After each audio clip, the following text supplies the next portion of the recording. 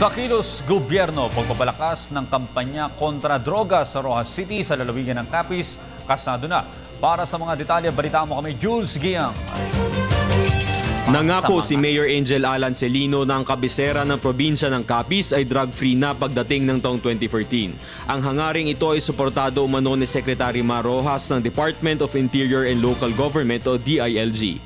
Ngayong nasa ikalawang termino na ni Mayor Celino, ang kanyang kampanya ay mas magiging malakas sa pagsugpo sa paglaganap ng illegal na droga.